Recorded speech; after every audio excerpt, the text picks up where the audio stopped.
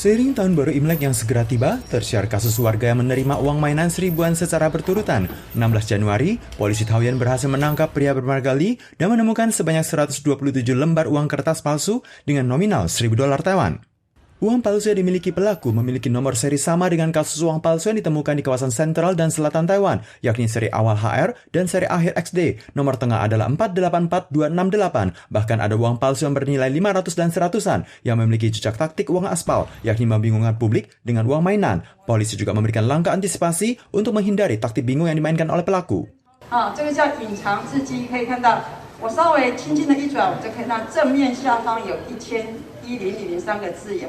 Bagian kanan bawah uang kertas jika dilihat dari sudut pandang tertentu akan terlihat tulisan angka yang tersamarkan. Kiri bawah akan ada bias cahaya dan logo transparan akan terlihat. Saat meraba uang kertas dapat merasakan intaglio timbul untuk angka dan huruf. Terakhir dapat menggunakan cara memutarkan uang untuk mengetahui keaslian uang kertas.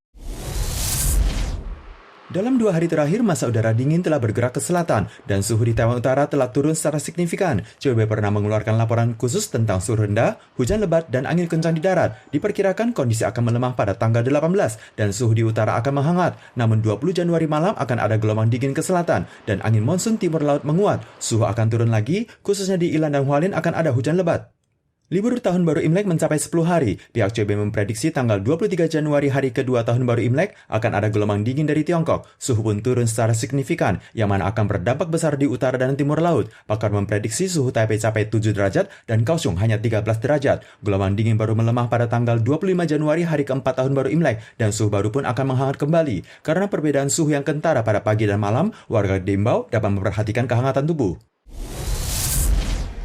Jumlah toko waralaba di Taiwan cukup padat, dapat ditemukan setiap jeda ratusan meter, mulai dari belanja produk, bayar tagihan, ambil tiket hingga jual kopi. Semua adalah pelayanan kebutuhan warga. Kini mulai diusung pelayanan ruang multifungsi. Menanggapi pandemi, 7-Eleven sejak tahun lalu meluncurkan jasa penyewaan ruang multifungsi. Harga sewa ruang perorangan per 2 jam hanya sekitar secangkir latte, dilengkapi lampu meja dan ragam soket. Melihat peluang besar, di Kaohsiung pun telah meluncurkan 2 toko pelayanan penyewaan ruang multifungsi perorangan.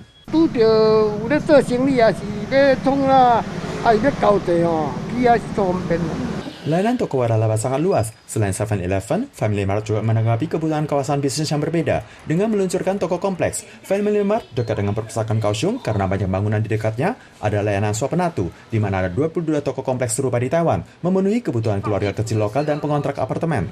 大陆的像这种我们这种超商的这种形态，没有我们做得好，还有其他国外的。 没有我们做得好，我们做很完整的，真的是整个一条龙的这种配套措施。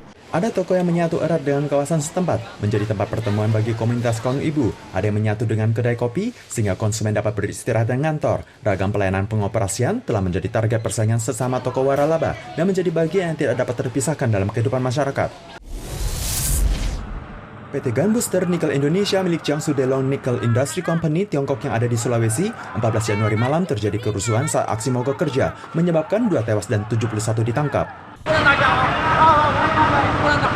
Menurut polisi setempat, para karyawan pabrik nikel melakukan aksi mogok kerja 1 hari untuk mendapatkan perbaikan upah dan keamanan dalam lingkungan kerja. Tak disangka malah berubah menjadi konflik besar. 2 korban tewas terdiri dari 1 Tiongkok dan 1 pekerja Indonesia.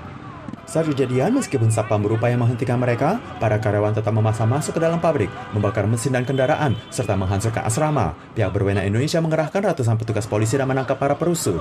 Menurut laporan media Indonesia, penyebab konflik adalah penyerangan terhadap pekerja asing, namun tidak ada rinciannya. Isu lain bahwa pekerja Indonesia dilecehkan dibantah oleh pejabat Indonesia. Delong Nickel mengeluarkan pernyataan akan bekerja sama dengan polisi menyelidiki aksi yang menimbulkan korban jiwa. Kini semua pengoperasian pabrik ditangguhkan. 目前事态已得到控制。 中方将继续同印尼方面保持密切沟通，推动事件得到依法妥善处理。 Pabrik peleburan nikel yang diresmikan oleh Presiden Jokowi pada akhir tahun 2021 dengan output tahunan sebesar 1,8 juta ton, Indonesia berharap dapat menjadi pusat produksi baterai kendaraan listrik global, menarik minat produsen manufaktur mobil besar dunia, termasuk Tesla dari Amerika Serikat.